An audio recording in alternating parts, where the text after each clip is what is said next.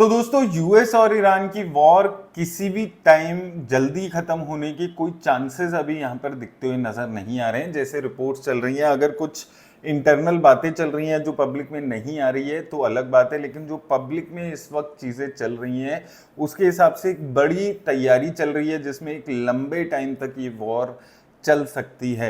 हमारे यहाँ पर भी अब थोड़ा सा उसके इफेक्ट आने लगे हैं।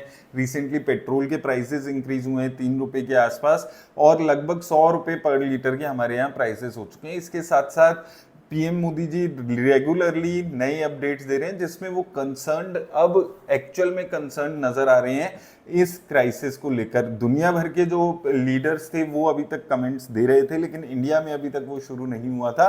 लेकिन पिछले एक हफ्ते से इंडिया में भी ये चीज देखी जा रही है जिसमें अलग अलग टाइम पे इस क्राइसिस को लेकर मोदी जी बार बार पब्लिक को वार्न कर रहे हैं। और यूएस ईरान की वॉर में भी कुछ ऐसा एंड होते हुए नजर नहीं आ रहा है। और अभी रिसेंट जो न्यूज़ है, जो अपडेट है, उसके हिसाब से हो सकता है आने वाले टाइम में दोबारा से जो सीज फायर है वो खत्म करके दोबारा से वॉर फिर से बड़े लेवल पे शुरू हो सकती है। बहुत ज़्यादा चांसेस इसके माने जा रहे हैं कि अभी ये वॉर फिर से शुरू होगी। ट्रम्प चाइना से विजिट करके वापस आ चुके हैं, इसी चीज़ का वेट हो रहा था जो यहाँ पर न्यूज़ में निकल कर आ रहा है। और इसराइल ने पूरा प्लान तैयार कर लिया है और वीक्स तक भी ये वॉर चल सकती है दोबारा से।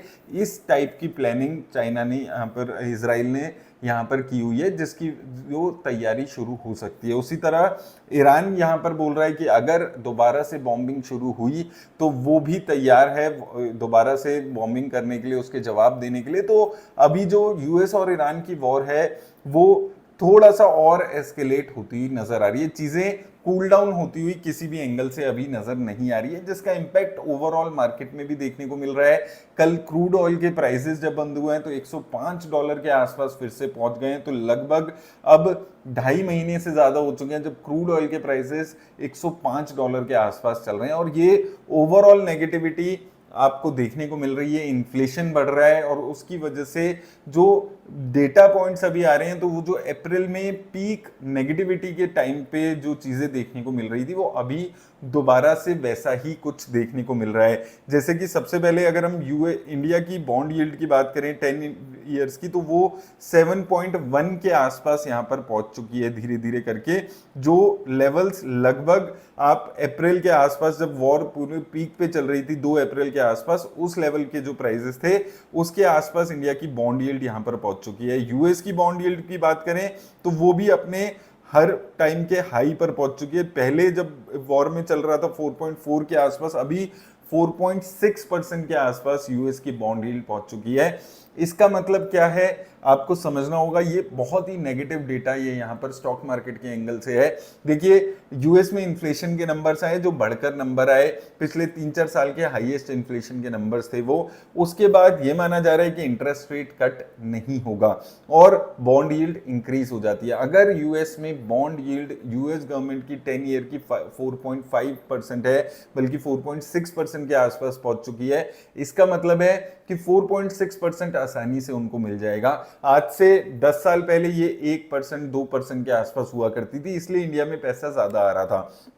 अगर फॉरेन इन्वेस्टर्स को यूएस में 4.6% के पैसे मिलेंगे तो वो पैसा वहां पर इन्वेस्ट करके रिस्क फ्री पैसा कमाने के बारे में सोचेंगे। इंडिया में अगर आप देखेंगे पिछले 1 साल में निफ्टी में कोई रिटर्न्स नहीं है, नेगेटिव रिटर्न्स है। हम स्मॉल कैप में बात करें तो आज 3-4% की रिटर्न्स पे खड़ा है। मिड कैप, निफ्टी, नेक्स्ट 50, हर जगह यही हाल है। यानी कि यूएस में अगर आपने बॉन्ड यील्ड में पैसा लगाया होता तो यहां से ज्यादा रिटर्न्स जनरेट की होती, और वो भी रिस्क फ्री रिटर्न्स।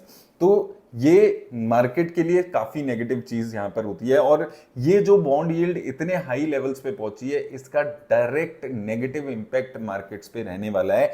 अब इसकी वजह से कल यूएस की मार्केट में एक जबरदस्त क्रैश आपको देखने को मिला है। नैस्डैक में 1.5% की गिरावट थी, इनके S&P 500 में 1.5% के आसपास की गिरावट थी, रसेल 2000 में लगभग 2.5% की गिरावट थी, डाउ जोन्स में 1% के आसपास की गिरावट थी।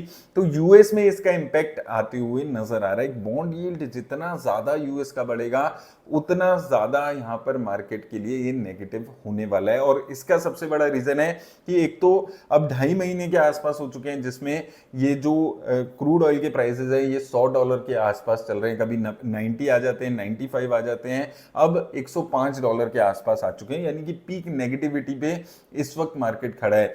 यूएस की बॉन्ड यील्ड, वो जो 2 महीने पहले बॉन्ड यील्ड थी उसको भी पार कर चुकी है, इंडिया की बॉन्ड यील्ड भी उसको पार कर चुकी है। और यूएस टू आईएनआर की बात करें तो 96 रुपीस के आसपास पर डॉलर का रेट पहुंचते हुए नजर आ रहा है। डेली थोड़ा थोड़ा थोड़ा करके रुपीस डेप्रिशिएट हो रहा है। तो ये सारी चीजें जो हैं वो एक चीज इंडिकेट कर रही हैं तो कि हो सकता है कि अभी आपको 2-4 दिन में मार्केट ऊपर नीचे होती रहे, लेकिन एक ये लॉन्गर टर्म में जब तक ये क्राइसिस खत्म नहीं होंगे तब तक ये बहुत ही नेगेटिव चीज मार्केट के लिए रहने वाली है। 100 पॉइंट 200 पॉइंट ऊपर 200 पॉइंट नीचे, लेकिन ओवरऑल एक बुलिशनेस मार्केट में नहीं बनने वाली अगर ये सारी चीजें ऐसे ही इंटैक्ट रहेगी तो। इसके साथ फॉरेन इंस्टीट्यूशंस तो ऑलरेडी इंडिया के लिए नेगेटिव थे, वहां से नेगेटिविटी आपको देखने को मिल रही है।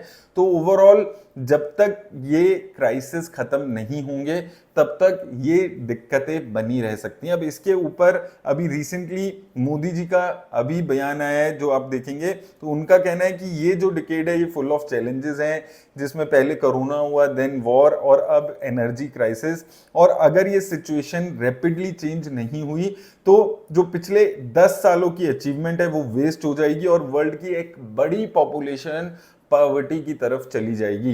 तो ये भी एक काफी स्ट्रॉन्ग बयान यहां पर आ रहा है। इसका मतलब यही है कि जो ये एनर्जी क्राइसिस है ये काफी रियल क्राइसिस यहां पर रहने वाला है, और अगर ये क्विकली रिजॉल्व नहीं हुआ, अगर ये ऐसा ही और लंबे टाइम तक चला, एटलीस्ट अगर और यहां पर 4-6 महीने और ऐसे ही हालत रहा, तो जो सिचुएशन है वो काफी खराब होती हुई यहां पर नजर आएगी। तो ओवरऑल जो सिचुएशन है वो खराब है। इंडिया मार्केट में ऑलरेडी हमने देखा है कभी गिरावट आती है, कभी बहुत गिरावट आती है, कभी स्टेबिलिटी देखने को मिलती है, वही 24,200-300 के लेवल्स तक जाकर वहां से करेक्शन आपको देखने को मिलती है। तो यहां पर डाइवर्सिफिकेशन की इंपॉर्टेंस और ज्यादा बढ़ने वाली है आपके पास। सिर्फ इक्विटी पे भरोसा करके पैसा मत लगाइएगा, प्रॉपर डाइवर्सिफिकेशन, गोल्ड, आपके डेट जिसमें पीपीएफ वगैरह आ जाता है वो, या अगर आप फॉरेन इक्विटी में इन्वेस्ट करते हैं तो वहां पर एलोकेशन, ये सारी एलोकेशंस बहुत ज़्यादा ज़रूरी है एसेट को, जो एसेट एलोकेशन है, तभी आपकी यहाँ पर इस साल मार्केट में रिटर्न्स बनने वाली है। अगर ये क्राइसिस ऐसे ही और कंटिन्यू हुआ, ये क्राइसिस यूक्रेन और रशिया की वॉर वाले क्राइसिस से बहुत बड़ा क्राइसिस अभी वर्ल्ड के लिए बनते हुए नजर आ रहा है, क्योंकि सबसे जो चैलेंजिंग बात यहां पर है कि ईरान ने एक 15-20% का जो एनर्जी सप्लाई होती है उसको रोक लिया, उसको बिल्कुल चोक कर दिया, और एनर्जी के साथ साथ फूड सप्लाईज और बहुत सारी सप्लाईज वहां से आ रही थी जहां पे दिक्कत आ रही है। सो सप्लाई चेन में बहुत ज्यादा दिक्कत आ रही है। इवेंचुअली अभी बातें चल रही हैं कि यूएई पाइपलाइन बनाने की बातें चल रही हैं, और वो, लेकिन वो प्रोजेक्ट्स में टाइम लग सकता है, हो सकता है 2027 तक वो प्लान आ जाए। एक दुनिया एक स्ट्रेट ऑफ हॉर्मोस पे डिपेंडेंट ना रह के एक ट्रेडिंग का जरिया ढूंढ ले, लेकिन जब तक वो होगा तब तक जो एनर्जी क्राइसिस है वो वर्ल्ड वाइड एक मेजर रिसेशन की तैयारी करा सकता है। और ये अभी जो नया अपडेट है कि यूएस और ईरान की वॉर फिर से शुरू हो सकती है, अगर ये सोर्सेज के हिसाब से चल रही है, और दोबारा से शुरू हो चुकी है, क्योंकि टॉक जो है, नेगोशिएशन की टॉक्स हैं वो लगभग फेल हो चुकी है। यूएस अपनी तरफ से अड़ा हुआ है न्यूक्लियर के लिए, स्ट्रेट ऑफ हॉर्मोस के लिए, ईरान अपनी तरफ से अड़ा हुआ है कि वो स्ट्रेट ऑफ हॉर्मोस को नहीं छोड़ेगा। और अभी रिसेंटली ये भी चल रही है कि ईरान फीस कलेक्शन और उसके लिए एक नया अपने गाइडलाइंस लेकर आने वाला है स्ट्रेट ऑफ हॉर्मोस को लेकर, जो कि मुझे नहीं लगता है कि यूएस इतनी आसानी से मानेगा। तो ये वॉर जल्दी से खत्म होती हुई नजर नहीं आ रही है, और ये एक स्टॉक मार्केट पे काफी नेगेटिवली लॉन्गर टर्म में इंपैक्ट दे सकता है अगर ये रीसेंट में खत्म नहीं होता है। तो उसके हिसाब से थोड़ा सा अपनी जो एसेट एलोकेशन है उसको थोड़ा सा डाइवर्सिफाई करके जरूर चलिएगा, नहीं तो अगर ये चीजें ऐसे ही होती हैं तो ये साल थोड़ा सा मार्केट के लिए और ज्यादा नेगेटिव रह सकता है। उम्मीद है आपको हेल्प मिलेगी इस वीडियो से। धन्यवाद।